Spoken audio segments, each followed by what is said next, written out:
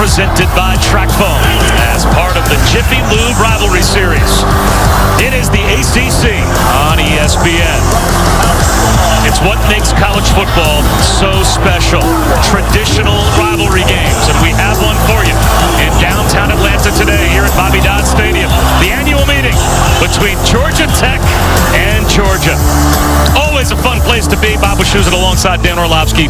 Allison Williams will join us in just a moment. Now, this is a fun place to be today for the Dogs, but they have other fun things on the horizon, trying to balance getting ready for what we all know is looming next week, this week. Well, it's the playoff. It just started for Georgia a couple weeks early. And listen, the SEC East Championship is great, but the college football playoff is better. And the reality is any loss knocks them out, whether today or next week. So they have to take care of today in this rivalry game to make sure next week in the SEC title game is win and you're in. It will be an event that we will all be gearing up towards next week for Georgia.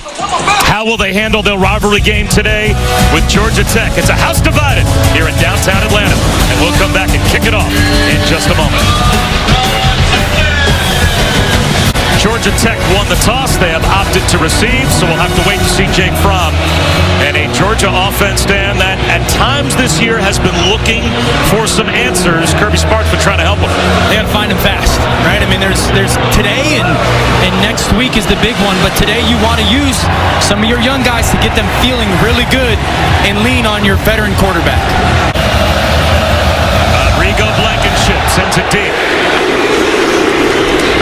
And it's going to go through the back of the end zone for a touchback. Well, the defense on the field first for the Dogs, but Allison, when their offense comes out, as we said, they'll be looking for answers.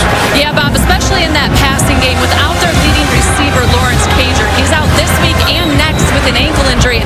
He's that veteran presence on the outside that Fromm can always count on to be in the right place at the right time.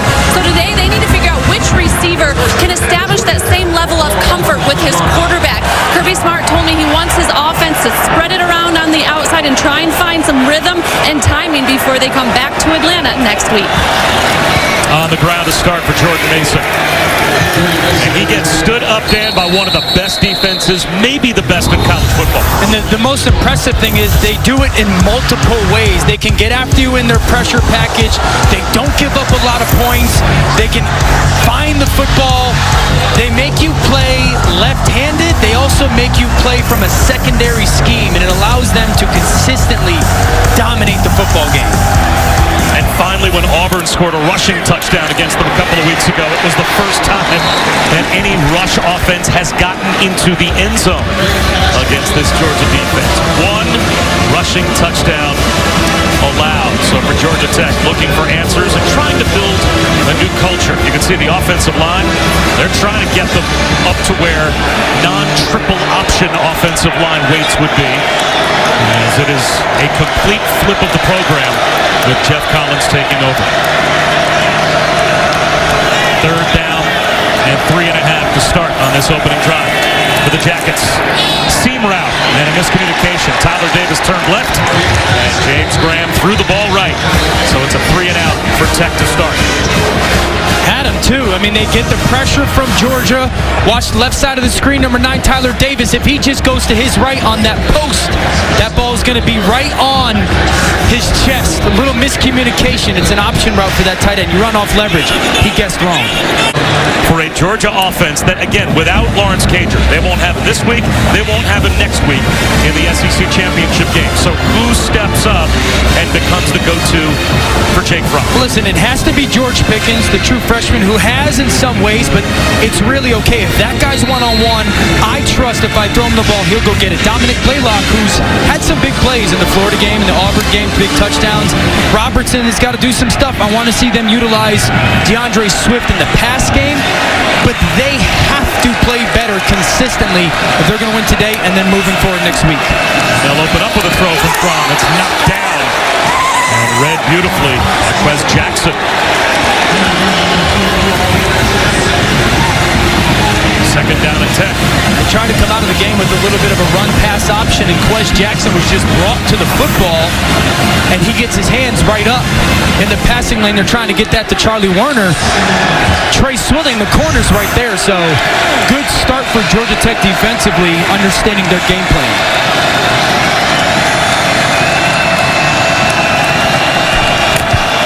Swift empties the backfield. Fromm on a slant. That's broken up. Trey Swilling knocked it away from Kearis Jackson. Now it will be 3rd down and 10. Can I ask a quick early question? Fire away. What are you doing if you are Georgia coming out and spreading out a defense that you outweigh by 25 pounds a guy? Well, we've talked about getting these young receivers feeling good and starting fast and trying to jump on football teams. And so a little bit is finding the start of this game going, okay, let's throw it around a little bit and let these young guys make some plays. Obviously, back-to-back incompletions is not where you wanted to be. 3rd down and 10. 3-man rush. LeFron has time. Steps up, avoids a sack. Fires one that's also broken up. Demetrius Robertson was the intended receiver. Caleb Oliver got a hand in. So 3 throws from Fromm, 3 passes defensed by Georgia Tech. And the Yellow Jackets start at their own 13-yard line. Little old school. Back to the days of Paul Johnson. They run a little option. And James Graham picks up about 1.5 yards.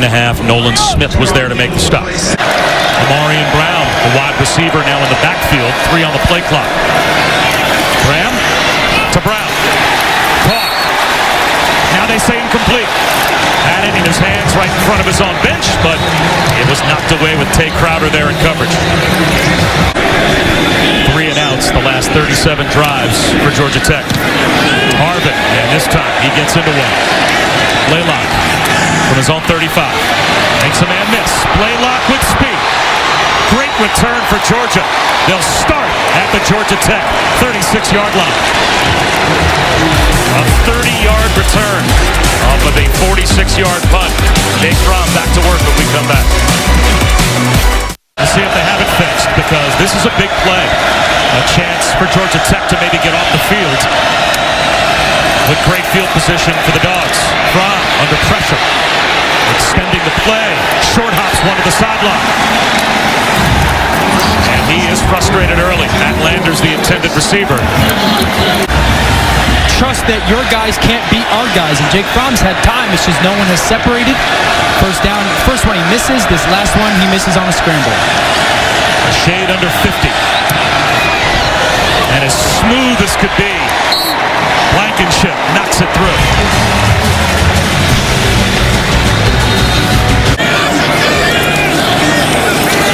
Jordan Mason lost a yard. Monty Rice got there first. Malik Herring came in to finish him off. And motion. Graham, long throw, incomplete. Short hop didn't nowhere near Brown, and it's another Tech 3 and out. DeAndre Swift alone setback on 2nd and 6. Swift finds a cutback lane, and he gets loose. Across the 50. Easily picking up the opening 1st down of the game. We met with Kirby Smart yesterday, and it seemed like the overall philosophy for Georgia was going to be, we need to get all these different guys involved and spread things around. But just in a silo in this game, do you think it's DeAndre Swift, Brian Herrien, and that offensive line that gives them the best chance to win?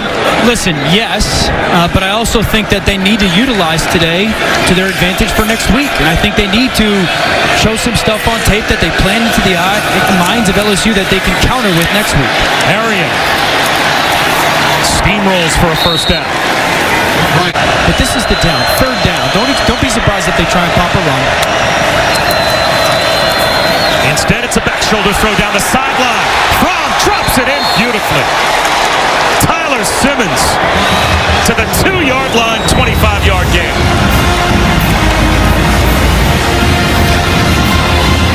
Good route by Simmons. Up top, watch the left-hand stab. Get the defensive back off him. Late hands. Great throw, great route, great catch.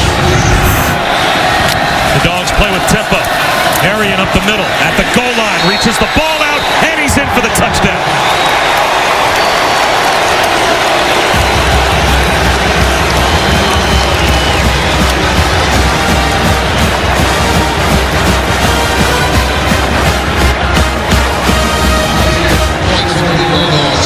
Swift running the ball and a great back shoulder throw. I love the finish of the drive.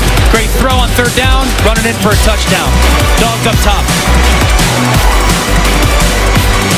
The Dogs show blitz. They do rush 4. Ram out of the pocket.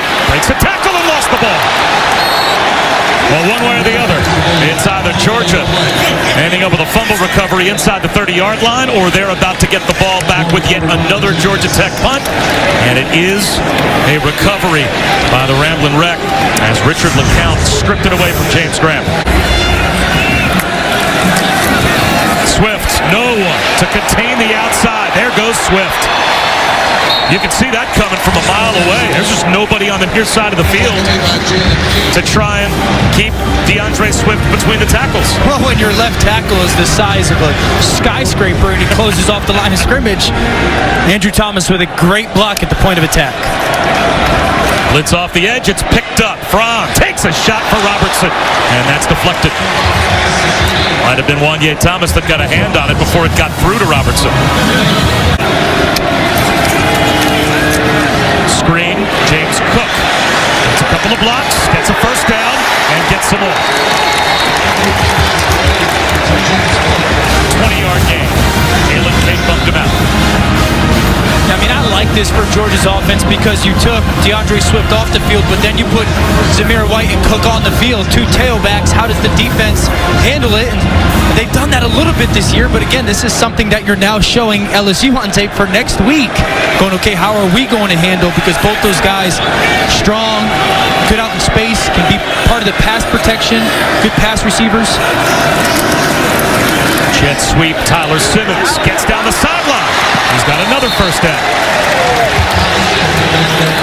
Now the full arsenal starting to show itself for a Georgia offense that wanted to get into a rhythm, and it looks like they're finding it. Well, touches. You got so many people that need to get touches for this Georgia offense, and after that first drive, there's a little rhythm here. There's a little bit of rhythm, not only for the players, but for Goldie, their offensive coordinator, of going, okay, who can I get the ball to, and where can we get them with what they do well?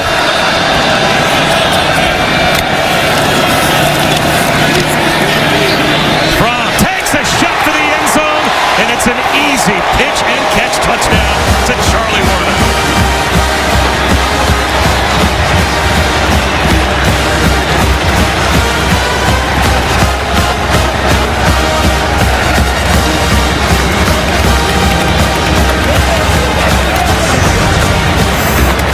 Watch Warner just up the seam, get to the top of the numbers, and let the ball from the quarterback lead you.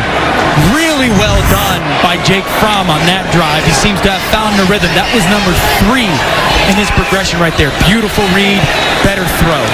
We talk about great defenses in college football, and Georgia needs to be in the conversation, and that will be what dominates the talk for the next week, is them versus that really good offense in Baton Rouge. Mason tries to bounce it outside. Gets a yard. It'll be 3rd down and about 4.5. Jordan Davis was there to bring him down. I just think Georgia's defense, I've talked about making you play with your backup players in a backup scheme or a secondary scheme, but Georgia's defense does such a good job of understanding what the weakness of the call is. Their players are very smart, going, okay, if we're in this zone, this is where defenses will try to attack it, or if we're in this kind of man coverage, this is the stuff we need to be alert for. It's a credit to Kirby and his staff because they're so smart with how offenses will try to attack them. Not sure why Georgia Tech didn't at least go to the line and try and hard count Georgia before the end of the quarter, but they're just going to let the quarter clock run all the way down. End of 1, and Georgia in control. Hey, advisor. There's always emotion involved on Senior Day, but especially here at Georgia Tech, and especially for redshirt junior Chris Martin, who honored his friend Brandon Adams today before the game. Adams would have been a senior, but he passed away suddenly in March after suffering a fall. Martin was one of his closest friends and is wearing his number 90 jersey today, as he also did in the first game of the year against Clemson. He presented that jersey to Adams' family, who described the moment as heartwarming. And Brandon Adams' entire family here, as Allison said, on what would have been his senior day, and it was very emotional. Only about 5 minutes before we kicked the game off. They have been honoring with that heart patch on the back of their uniforms Brandon Adams the entire season. Unfortunately for the offense for Georgia Tech, it's another 3 and out. Presley Harvin Hang time on the punt to Blaylock. It's going to go out of bounds. There goes James Cook in motion, and Fromm throws it over his head with a blitz coming off the edge from Caleb Oliver. It'll be second down and 10 as that was a forward pass. Bottom of the screen, you're going to get one-on-one coverage right here. It's Kearis Jackson. Fromm looks the other way instead. Long throw to the sideline, incomplete.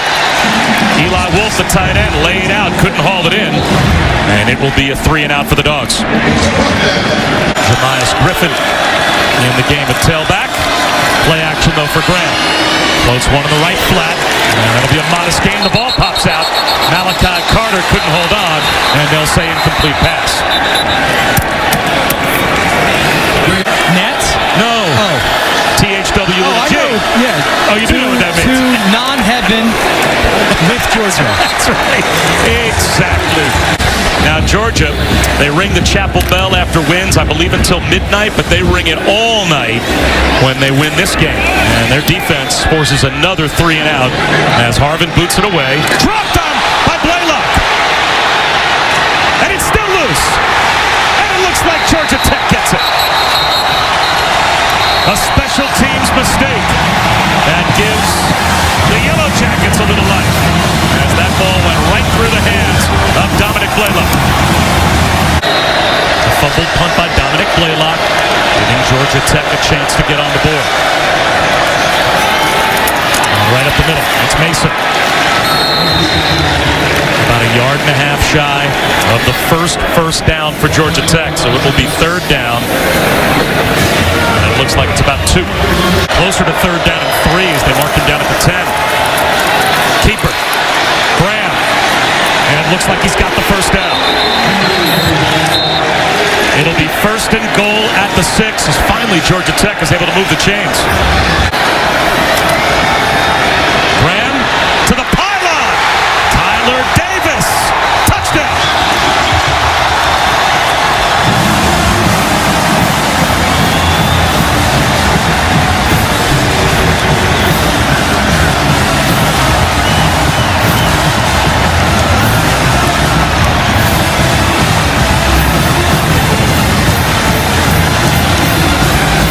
It started with the muffed punt by Dominic Blaylock and the effort that Georgia Tech's return team or coverage team shows to go recover that football.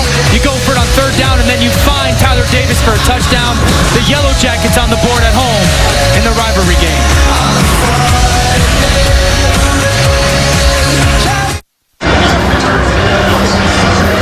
Buzz hadn't done many push-ups of late, but he gets to do 7 here as Georgia Tech is on the board. Bob Wischusen alongside Dan Orlovsky. Allison Williams down on the field. Dominic Blaylock gave Georgia Tech a chance, and now they want to steal a possession with a surprise onside kick. There's a scramble for it. They've got it.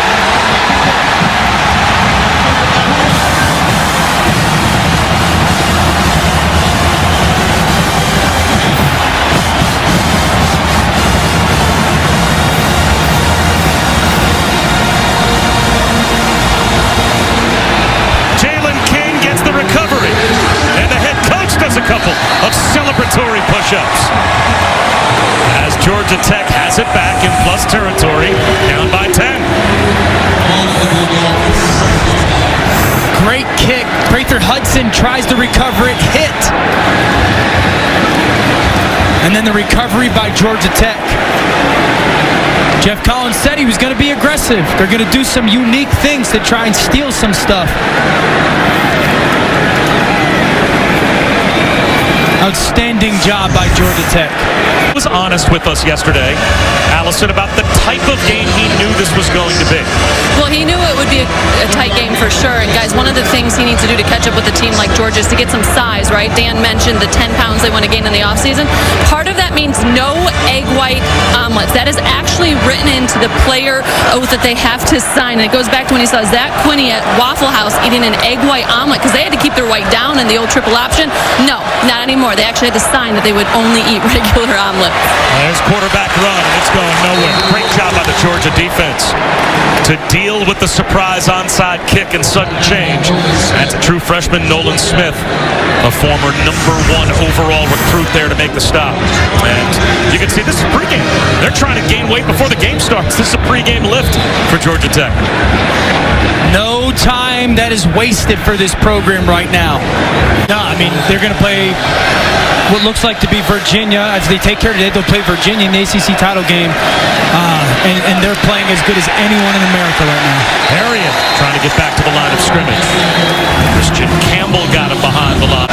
Georgia Tech's played a ton of single high safety. Watch these two safeties. I think they're going to go back, play a little bit of a read quarters, work the middle of the field if you're Jake Fromm. Fromm out of the pocket. Will run for it and spin for a first down. Gets walloped, but easily picks up a fresh set of downs hit by Demetrius Knight. Guys, one of the players they thought had to step up without Lawrence Cager was George Pickens, but we really haven't seen him out there today. I've been watching him this second quarter. He has not been out on offense. I'm told he did participate at one point, but I'm watching him on the sideline. He seems fine. He's been smiling, kind of walking around, not holding his helmet, though, and definitely limited. Fromm takes a shot. This is Tyler Simmons. We watched George Pickens throughout warm-ups. He took part in the full pregame warm-up. True freshman that's got 32 catches for 5 touchdowns this season. But he is on the bench. He has not been a regular participant at all for Georgia's offense in the first half. And he's the guy that is going to be so important for this football team next week. Listen, these are guesses and these are assumptions, but George Pickens is not playing for a reason. I mean, this would be a massive game for him to get some stuff going. If you're playing everybody else in your offense, he certainly would be a guy playing. Power toss to DeAndre Swift. Lost the football. It's knocked out. Georgia Tech thinks they have it. Quez Jackson caused the fumble. Who's got it at the bottom of the pile?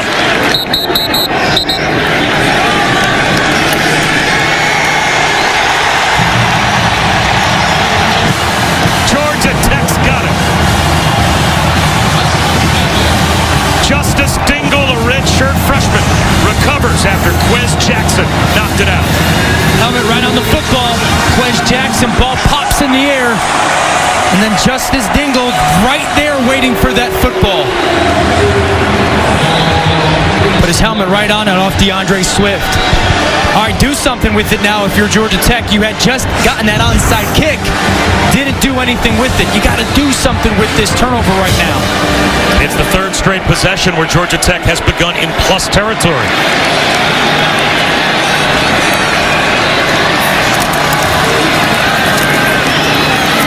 Getting loose, Jordan Mason. Picks up 9.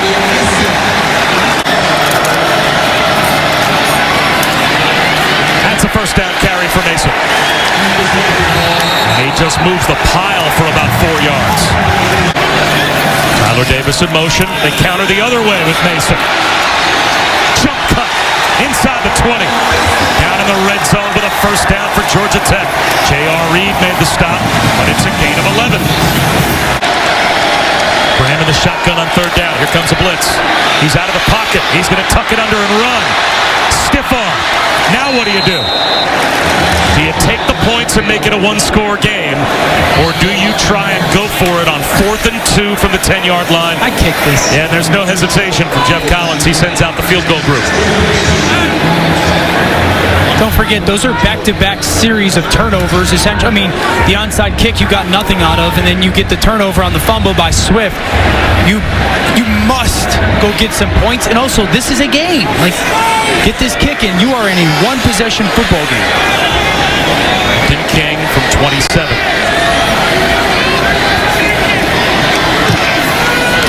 And they come away empty.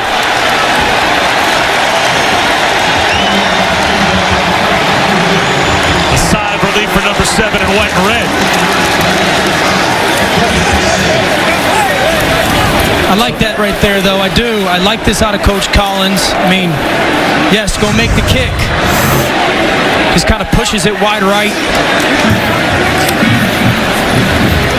But I like the embrace from the head coach. It's a big possession for Georgia offensively. They start the third quarter with the football. They have a chance to put together back-to-back possessions and really put a throttle hold on this game if they could pick up a third down here, hold on to the football, and maybe score points before halftime. And remember, they're still searching for their guy. You know, like Georgia Tech early on played a bunch of man coverage. No one was winning. Last time they played two high safeties. Right now there's three safeties playing right here. Look at these three safeties. They're going to force Jake Fromm to get through a zone look. Fromm underneath, harrying, looking for the sticks, and with speed, he got there. First down, Georgia, with just over 2 minutes to go in the half. I can't express how good this is by Jake Fromm. I mean, 3rd and 8. The play call doesn't get anyone open. Coverage is there. There's one person to throw the football to, and you've got to trust him to go make that play. This has been Harrian's drive so far, and he's got another first down. Trey Hill, the center, lost his helmet, so he's going to have to come off the field for a play. Cade Mays, who has played left guard, right tackle, right guard, even some center, he will slide over, and at least for one play, snap the football here on 1st and 10. Zamir White breaks free. Pops out of the pile and picks up 14. And you can hear the Zeus in the background for Zamir White. But I'm sure everyone was waiting. Like, Jake Fromm snapped the football, but he was getting them into the right play. You saw the numbers to his left were more advantageous to run the football there. So you take the 5 or 6 seconds to communicate to everyone, equals a big run. And you have all 3 timeouts. Correct. The clock stopping on first downs in college football helps you as well. Plenty of time for Georgia. And Jake Fromm, as a veteran quarterback, knows it. They're going to run it again. And this time it's read by Georgia Tech.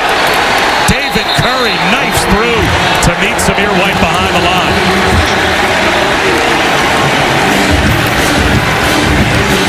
That might not be the worst time for a timeout for Georgia. Just Not gonna call one. miscommunication. Right guard goes to right. The right guard, Cade Mays, thought they were running left, and that's why Curry became unblocked. But Bach, they should have called the timeout by now. Yeah, a lot of times coming off the clock, down inside of 40 seconds to go. Just after we praised their patience and clock management, 2nd down and 13. And now they're probably looking more towards field goal range. Fromm rifles one to the sideline to Simmons. 25 seconds to go. Trey swilling there in coverage. It'll be 3rd down and short.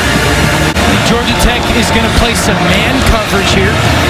I put Simmons one-on-one by himself. If you like your pre-snap matchup, if you're Jake Fromm right here in one-on-one coverage, you take that. If not, be alert for DeAndre Swift out of the backfield. Swift bounces outside, turns the corner, and has the first down.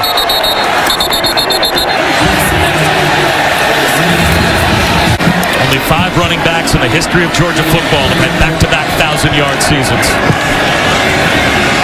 DeAndre Swift is on that list. Fromm sacked, back to the 40. Justice Dingle, another big play for Georgia defensively. And now you have no choice with 12 seconds to go if you're Georgia, but to call a timeout. Too much of a risk to take with only 8 seconds on the clock when you're talking about a ball that in the air is probably going to travel about 30 yards or so. But that's why not just ask Rodrigo Blankenship, where do you want to kick this from? Kirby Smart probably already knows. Hand the ball to DeAndre Swift, run it that way, call your timeout, and get the 3 before halftime. Yeah, because if the opportunity is there for you to take your shot, I like taking the shot. Like if they're going to line up and play man coverage, but you have to tell Jake Fromm this is a catch it and throw it ball, and it has to land in the end zone. It can't land at the 1-yard line. They've got Simmons up by himself, and I think that's what they're going to do. One-on-one right here. You throw fade. It has to get up and down fast, and if not, you throw the ball out of the end zone, or out of bounds. Fromm instead is going to sprint right, and I'm not sure if that was a play just designed to eat up a few more seconds to make sure that the field goal is the final play of the half, but that's what they're going to play for. That's the play they should have run 6 weeks ago when we had them against South Carolina at the end of the game, remember? I don't love that play call there. I would have loved to seen a shot, and let's go see if we could go make that play, and if not, we kick the field goal. Are you more angry about the play call or maybe that I was right? I could see it grinding on you a little bit. Timeout's going to be called by Jeff Collins.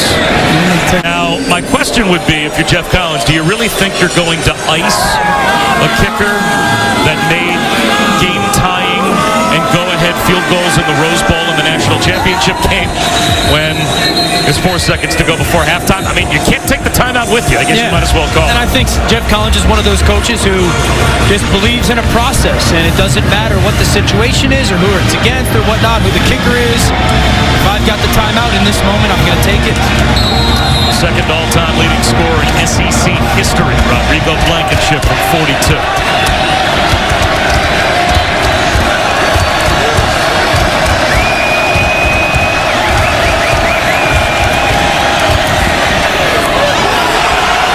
The announcer jinx.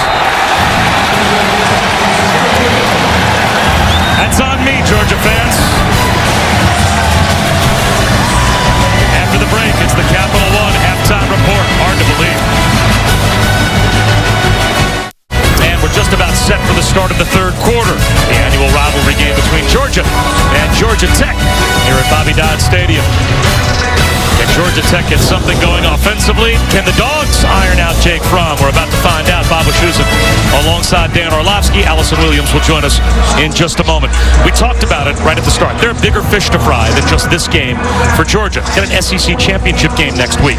Would you feel more or less confident heading towards the games that are really going to define their season if you're a Georgia fan based on what you saw in the first 30 minutes of this one? Much less confident. And we've been sloppy offensively with our special teams. Blaylock had fumbled the punt return.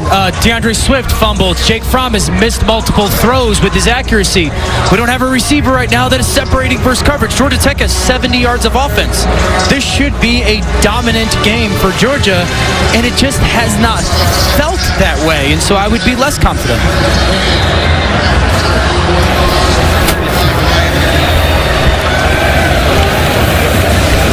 Tech won the toss and took the ball to start the game.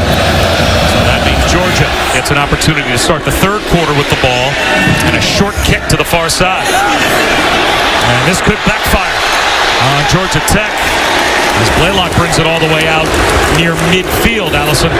Creating turnovers and taking chances. That is how Georgia Tech has kept this game close. As I talked to Jeff Collins at the half, he said that has to continue in the second half, but loves the energy and competitiveness his guys are showing. They're not worried about the scoreboard. They just continue to play physical and attack success. As for Georgia, head coach Kirby Smart telling me at the half the reason we haven't seen receiver George Pickens is, quote, a team matter. He said, we'll see if we see him in the second half, and he is out there, guys, to start. So that was a first half benching. For whatever reason, Kirby Smart sat down George Pickens, but he is out there to the top of your screen to start the second half. And here's DeAndre Swift getting lost behind his own massive offensive line and picks up 7 yards. I'd like to see Pickens get some good run this second half as well. I think you go and score some points here if you're Georgia, and then let's get him some touches. Let's get him into the rhythm of this offense. Feeling good going into next week. He's going to have to be such a big contributor. These numbers again. I think they could run to Georgia's left here. Got numbers up running to the left. Right up the middle. It's Swift. Easily picking up a first down. Let's take a look. Our Pacific Life game summary from the first half. And Jake Fromm started off shakily, to say the least. Well, Jake Fromm, he's a sharp quarterback. He just hasn't looked it today, whether it's been some off-time throws or misplaced throws. We saw Blaylock with the fumble on the punt return. The onside kick was big for Georgia Tech and didn't get any points, but just to feel the football game again. And then Swift gets a helmet put on the football. That's why this game, to Allison's point, has been close because of those miscues. Pickens didn't get his head around. Flag out. Trey Swilling He was there in coverage. Pass interference defense, number 3. Automatic first down. That's a tough call on Trey Swilling as George Pickens was not even looking for the football. Watch Pickens release. Little hand fight. He's not even looking for the football. Certainly not in the location where Jake Fromm threw it. I don't see pass interference there. I don't. Both those guys are either pushing each other or grabbing each other, but there was not a one more dominant than the other shove off or grab. Trey Swilling's father, Pat, one of the legends of Georgia Tech football, College Football Hall of Famer, and a 5-time Pro Bowler. He, of course, was a defensive lineman watching his son play corner, and that time flagged. So Georgia in the red zone. They go that way again. Climbing the ladder, Tyler Simmons right over the top of Trey Swilling for the touchdown.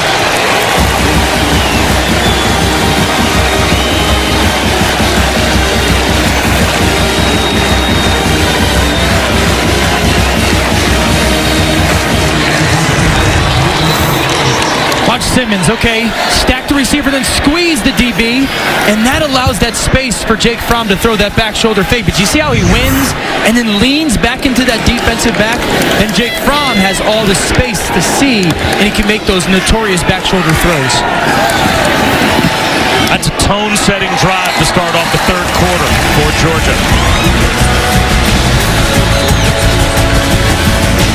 The College Football Playoff Top 25 Ranking Show, Tuesday at 7 on ESPN. LSU found themselves in the number 1 hole a couple of weeks ago and the number 2 hole this week.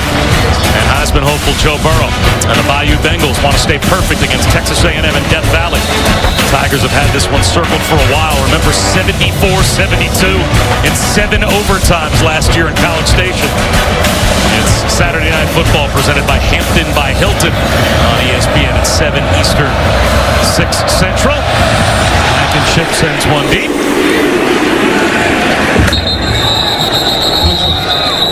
Well, Georgia's defense has been dominant. It started up front, the defensive line.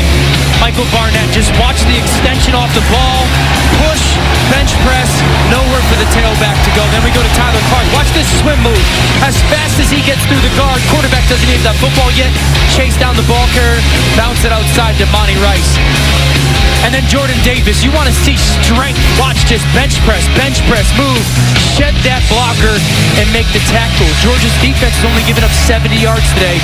It's because they've absolutely owned the line of scrimmage up front. Listen, you can make the case for either of them to be one, right? Like you can, I think that there is a benefit because if things continue and chalk wins out, you don't have to play Clemson in the semifinal. But you can make the case for LSU or Ohio State being there. Screen pass, Malachi Carter. Well designed for Georgia Tech to midfield. That's the kind of play they needed trying to get back in the game. J.R. Reed brings him down after a 23-yard game. And they get Carter and Amarian Brown more involved in the second half.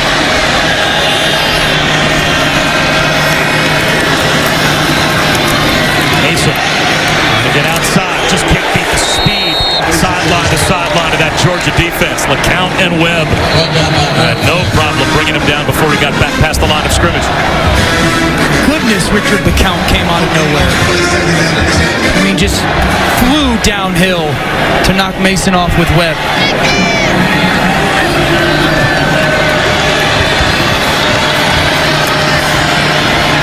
Screen back the other way, and it's not there. Trying to get it back to Malachi Carter, and that play short-circuited from the very start. Hit nicely by Tyson Campbell. It's really a read screen. You know, they motion the back out quickly, and they're going to try and get him to the boundary, and the quarterback reads it front side. If it's not there, he comes to the backside. Good kind of overall defense from Georgia. Third down, Amarian Brown, number 10. He's the guy that they've at least tried to in the pass game. He's right here down in the slot. Now they're flipping both him and Tobias Oliver. Play clock at 4. Gotta get set. Play clock at 2. Did he get set? I'm not sure. Out of trouble is Graham. And he's going to throw it away. Just didn't seem like there was a sense of urgency to get that ball snapped and get set for Georgia Tech offensively. You have two wide receivers talking to each other as the play clock goes down to 0. Well, I promise it's because they put Amarian Brown somewhere thinking, okay, we're anticipating this coverage. Then they got what Georgia was going to do, and they flipped to him and Tobias Oliver because they really wanted to throw it to the third receiver, who was Tobias Oliver. So they flipped those guys, and it just took too much time for that communication. Of them to Calvin. So. Low throw. Dominic Blaylock. He's got a famous father of his own. He's the son of Mookie, former all-star point guard in the NBA. Down at 5.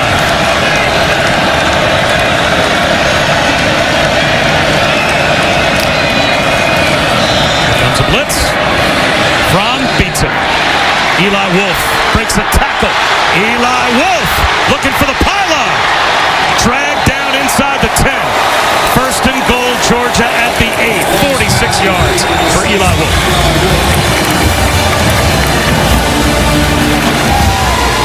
Really good job there on third down, and Eli Wolf just running away from contact. It was man-to-man. The DB's kind of pulling on him. He's strong enough to run away, and good runner's throw by Jake Fromm. Fromm, slant, broke it up. Robertson, the intended receiver. It looked like David Curry underneath had a chance. If he got his hands up quickly enough to maybe pick that one off. Second down goal from the 8. So much talent, strength, and size up front.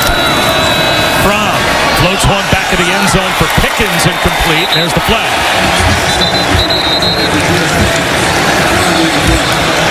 Looks like they flagged Samari Walton.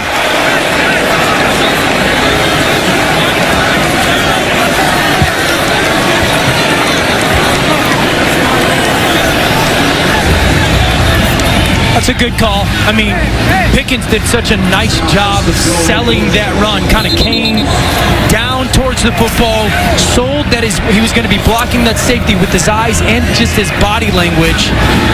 And it fooled Walton as he broke up field. He had no choice but to tug on him. First and goal at the 4. I like this.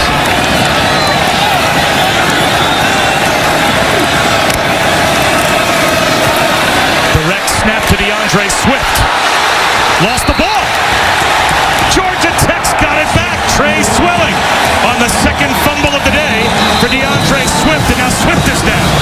And he really looks hurt. David Curry brought him down and helped knock the ball out.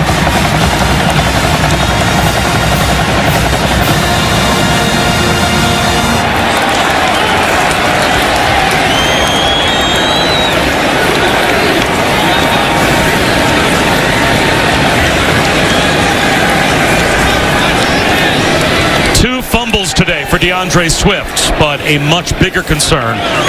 That's the best skill position player for a Georgia team that has an SEC championship game a week from today to worry about, and also has, if they can find a way to win the SEC championship game, a college football playoff to worry about. Never fun to assume, right? Just obviously favoring something there. It's like something in his midsection. Trying to hold on to that left arm. And we will see if Allison can maybe get a peek over on the Georgia sideline to the progress of DeAndre Swift. This is what I don't like, though. Why is the ball in your right arm? All the defenders are coming from your right. Keep it in your left arm. You can use the right arm to stiff arm Curry there. He's a great back. There's no debating it. But that is youth football stuff. You're running away from people. Tuck that ball in your left arm. Use your right arm to shield. Protect your quarterback and take one of those big shots. Tipped ball. And a tip drill falls incomplete in the secondary. Fortunately so for the Yellow Jackets. Tyler Davis, the intended receiver, but a chance for Georgia to get a takeaway, and they couldn't find the count. This is like one of the worst feelings in the world if you're a quarterback. Like, you see the ball just continually get tipped, but count the last one to touch it. You're like, please just get to the ground. If I'm Georgia Tech, I'm gonna move the pocket here. I'm gonna cut the field in half for my quarterback and make sure he's not sitting back there. So move the pocket, little sprint out, and give him just a very simple 1-2 read. And if it's not there, he can run with it. James Graham will hand one off to Mason. And he has no chance to get anywhere near the first down line again. He barely got back within a yard of the line of scrimmage. And now the clean old-fashioned hate just got a little less clean in the back of the end zone.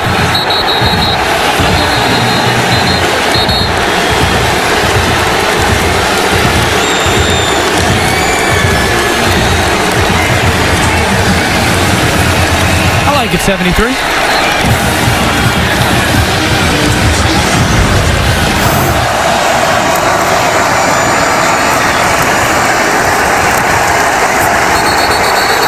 Forward progress was stopped well outside the end zone, and Jordan Mason took exception after the whistle had blown.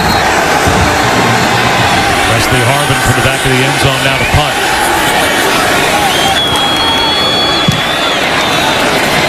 Flags down at the line of scrimmage.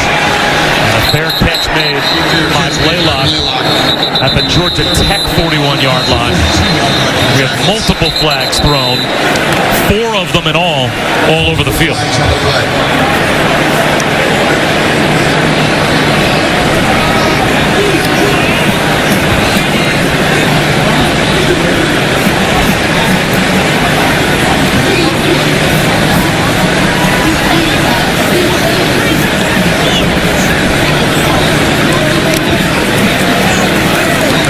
We obviously have a referee microphone issue, so we've got fouls on both teams. They will offset, and that will bring back Presley Harvin onto the field to punt it from the back of the end zone again. And I'm not sure he wouldn't want another try, because that was not his best punt, only 38 yards. These are also kind of dangerous for the punt team because 10 of those guys just sprinted downfield. I know it wasn't a bomb, but they all just took a 40-yard sprint. There's a little bit of cardio stress on that one, and you got to be very smart here if you're the punter, just to make sure you don't outkick coverage, because those guys could be a little bit more gassed.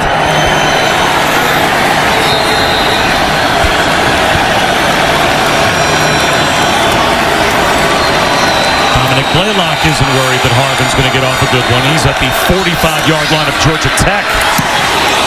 And there's a wobbly kick. That will bounce. And will barely make it across Tech zone 40. 36-yard punt that time.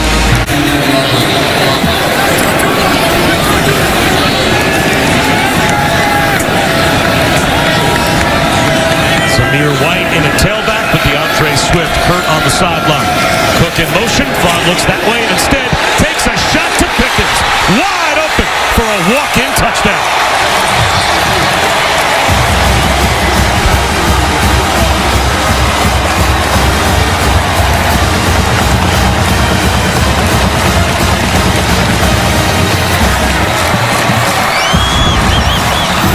Let's watch Cook, and this corner's going to drive it. That's what allows Pickens to get wide open. That corner, seeing that bubble motion come, anticipates, and it's a nice job by Pickens of throwing that hand up. Remember, they had run that play in the first half and had kicked it out to James Cook. The corner jumped it, easy touchdown, Georgia. It was a first-half suspension for George Pickens. He might be back in Kirby Smart's good graces now.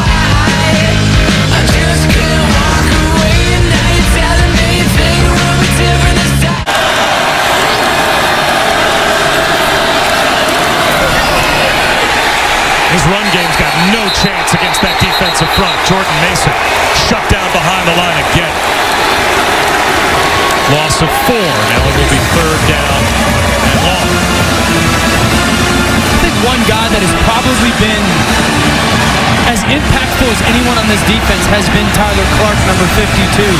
His movement, his quickness off the ball has been so spectacular all season for this defense, and it's allowed some other guys to get one-on-one matchups. He's been a really good player for them. Still think Georgia Tech should try to work the middle of the field here like they did early on in that beginning part of the first half. Sprint out for Graham. To the sideline. Malachi Carter had it go right through his hands. He got walloped by Eric Stokes. That's another 3 and out for Georgia Tech.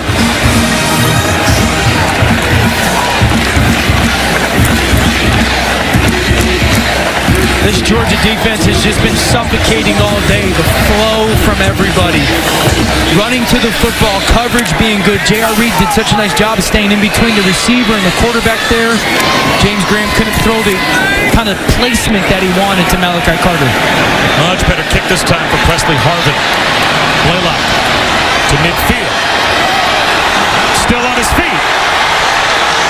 All the way down inside the 35 of Georgia Tech. A 31-yard punt return for Dominic Blaylock.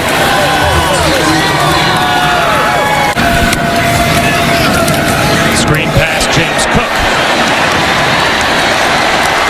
Dalvin's little brother weaving his way for a first down into the red zone. Well, guys, Jake Fromm came over to check on his running back, DeAndre Swift, spent about a minute with him, and then he turned to that guy who just caught the ball right there, James Cook, and said, hey, I'm going to need you. Well, he wears number 4 for a reason.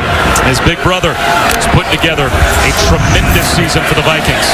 Fromm threw it out of bounds. Intended for Kearis Jackson. DeAndre Swift is healthy. Both of them at the same time that will stress defenses.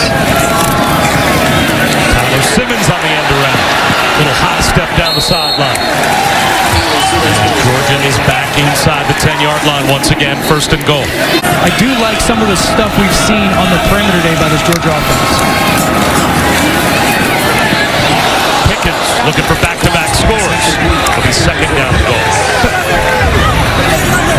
And this is the reality.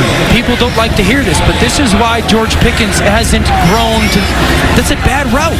He runs to the front pylon, and there's nowhere to throw the football. Calvin Johnson, we talked about him. Calvin would just go straight vertical, and he would run to the back pylon, but leave you 3 or 4 yards to the sideline. And then as a quarterback, I can throw 3 or 4 different balls. Jake Fromm had no option there. That ball had to get thrown away, and that's going to show itself next week, is what receiver, when they're lined up there, can run the right kind of route and give me options. Incomplete. Jalen King with pretty good coverage. Knocked it away from Wolf. Third down and goal.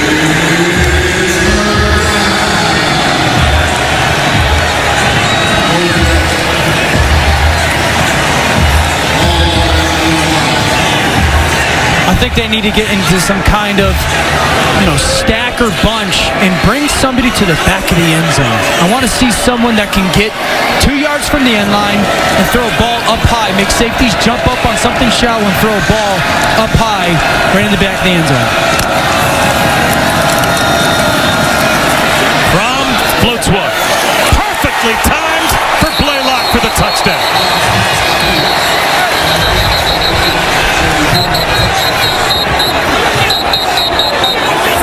Pickens gets into it with Trey Swilling on the other side of the field. And there may have been some punches thrown.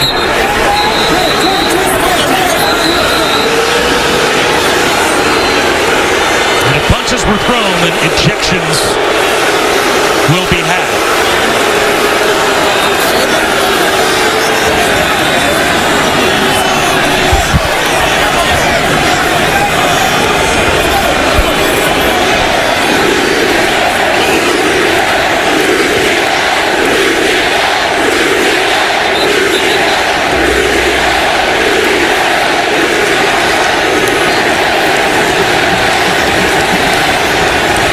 Rivalry games are fun, but that is not what you want to see.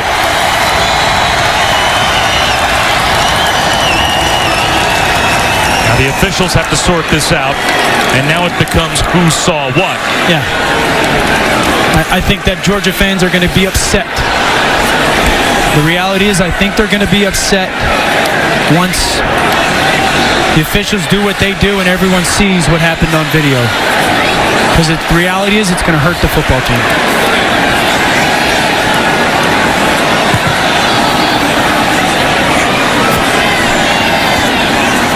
Now we've had a referee microphone situation all afternoon, so I don't know we're going to get a clear explanation here. We'll see.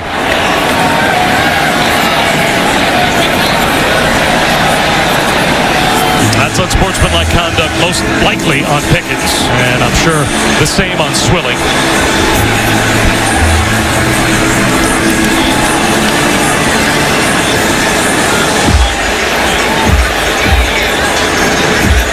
And there's the disqualification signal. So it looks like Pickens has been kicked out of the game for throwing a punch. All right, let's look at the touchdown. It's a great job of Fromm getting through some reads and, again, finding the back of that end zone right there and a nice touch ball to Blaylock. But let's watch the fight. This is why it's selfish, okay. Watch the right hand for Pickens come in. Okay, that's not good. What? And here's the thing. I get it. Emotions run high. Guess what? Trey Swilling doesn't have a game next week. George Pickens does. George Pickens probably not going to be playing a part of that football game. And that hurts the Georgia football team. So is it selfish? Yes. You put yourself in front of the football team in that moment. And is it hard to handle it with all your emotions? Absolutely. So Pickens is done. And without a referee's microphone, of course, we're not able to hear if the same was said about Trey Swilling, but didn't look like Trey Swilling got the thumb. It was just Pickens that right now is being taken back to the Georgia locker room. So after a first half benching for what Kirby Smart said was a team matter for George Pickens, he doesn't get through the third quarter before a fight gets him kicked out of the game. And it's selfish. I don't care who started it. I don't care. It doesn't matter. George Pickens, as a young kid, I get that, but he has to have composure in that moment and think of the Georgia Bulldog football team and not him just proving how tough he is.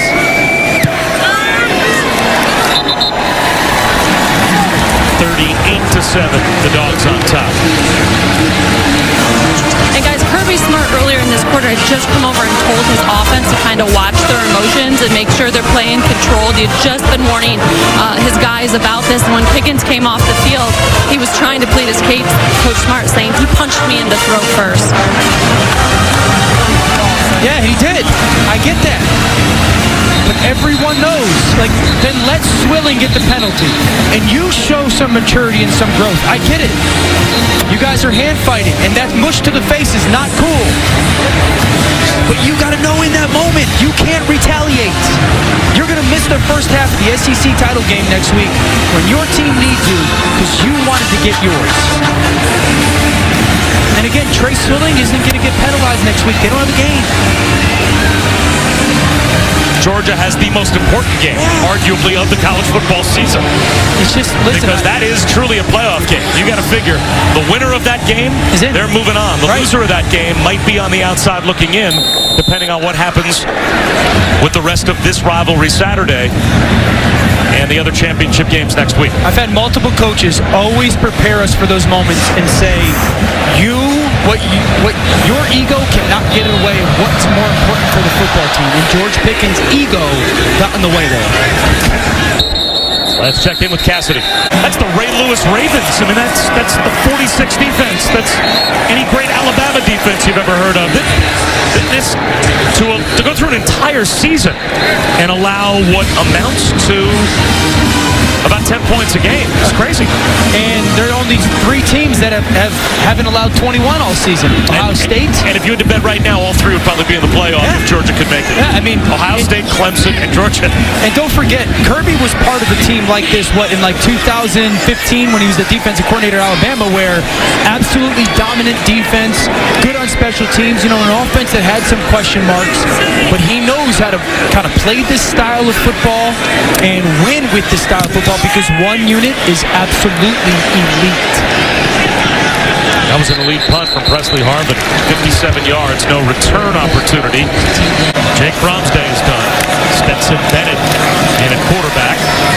Zamir White mashes his way for a first down behind that offensive line for the Dogs. That continues to change the line of scrimmage. Can they shut down Taylor and the run game for Wisconsin? Yeah, if Minnesota's defense kind of just plays good, they don't have to play great. As Cook picks up a first down. Cook turns the corner, picks up the first down, and that should take us to the end of the third quarter.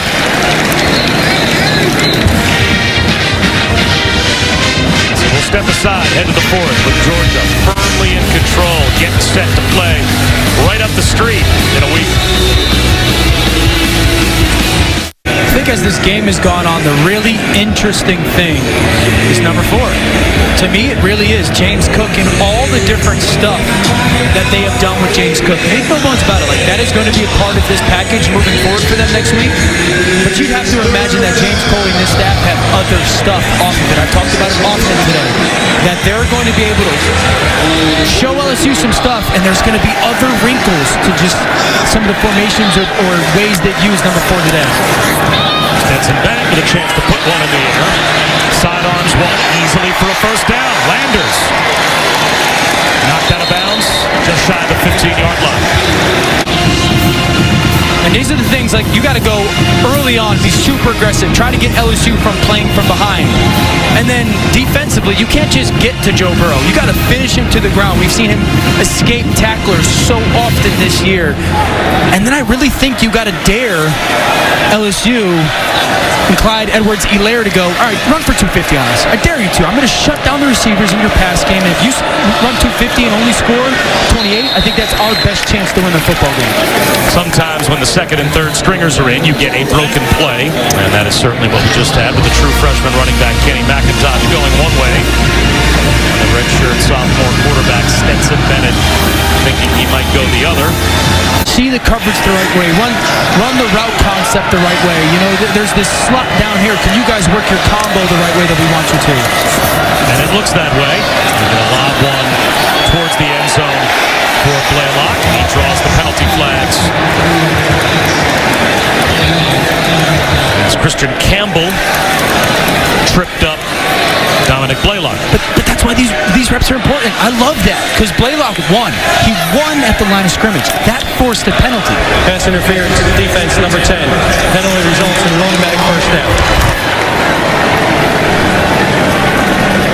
Like, watch Blaylock in the slot here as he wins, okay? He's going to run this little fade. That's the matchup. Now watch how he wins and gets outside the DB. Okay, continue to fight through that contact and draw that flag. It could have been easy for him to go inside and run a bad route. We're up 38-7. You can't get these reps back. And that was really good by a young receiver of taking advantage of the opportunity and putting a good rep on tape. Kenny McIntosh back in the pistol formation behind Bennett on first and goal. McIntosh at the goal line. And he will add to the Georgia total. Another touchdown and another fight after the play was over. And this time the officials jump in as quickly as possible and separate Cade Mays, who's the starting right guard, and not a player that you want to lose for next week. So McIntosh gets the score, and it completes a 12-play, 90-yard touchdown drive.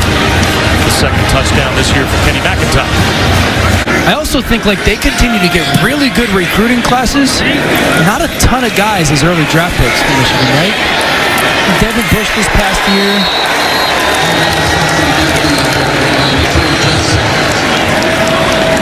Rashawn Gary was an early draft pick, but certainly no one on the offensive side of the football that's been an earlier draft pick. They'll give him a chance to get some game action against Georgia. And now heaving it to the sideline.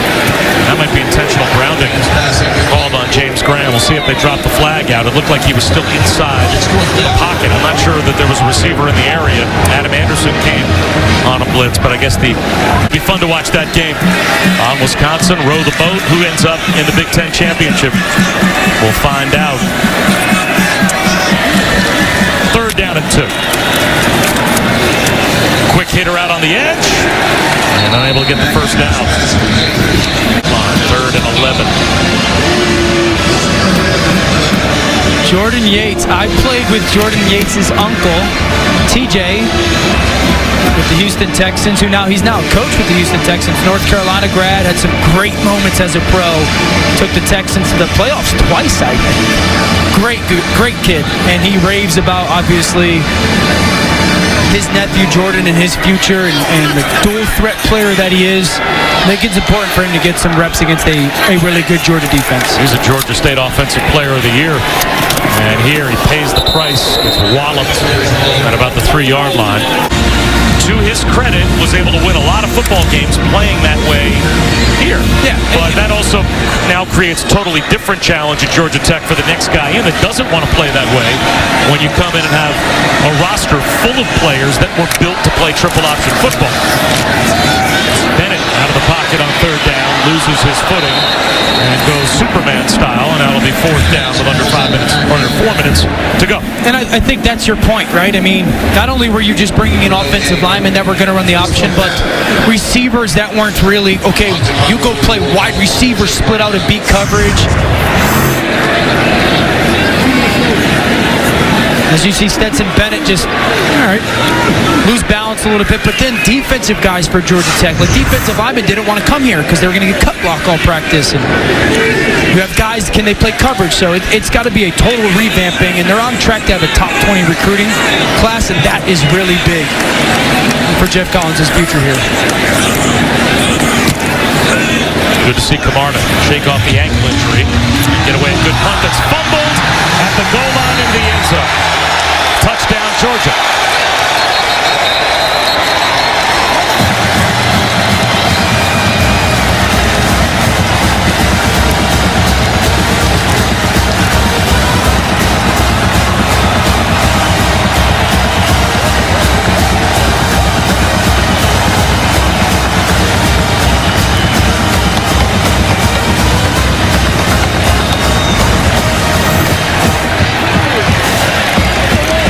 Go make that catch on the punt return. Amarian Brown fumbles it into the end zone. Not the best day to be a Yellow Jacket.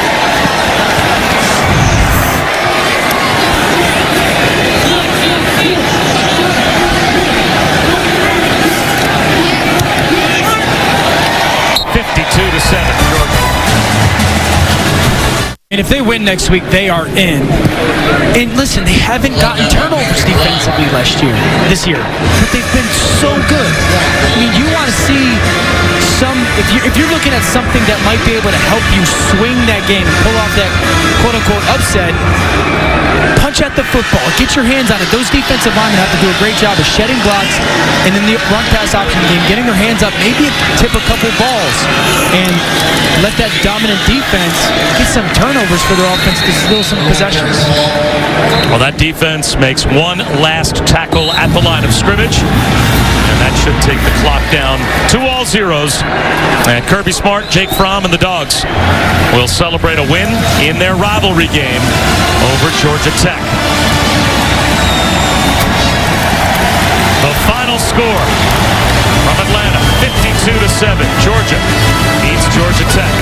For Allison Williams, Dan Orlovsky, I'm Bob Wischusen. So long from Bobby Dodd Stadium. After a quick timeout, stay tuned.